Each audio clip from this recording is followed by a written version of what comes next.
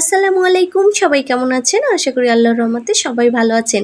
আজকে আমি সবার জন্য নিয়ে এসেছি চিংড়ি মাছ দিয়ে শাক ভাজির রেসিপি।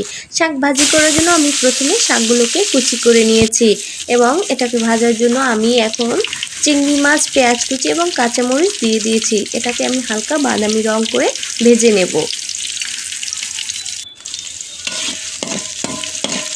চিংড়ি মাছ, পেঁয়াজ একটু বাদামি রং হয়ে এসেছে। আমি এখন শাকগুলো দিয়ে দেব। শাকগুলো দেওয়ার পর আমি এটাকে নেড়েচেড়ে পরিমাণ মতো লবণ দিয়ে ঢাকনা দিয়ে কিছুক্ষণ জাল করে নেব।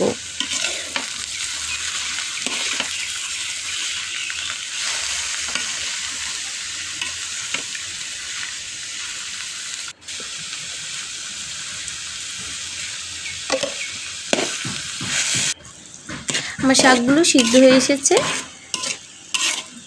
এখন এটাকে আমি একটু ভাজা ভাজা করে নিয়েছি।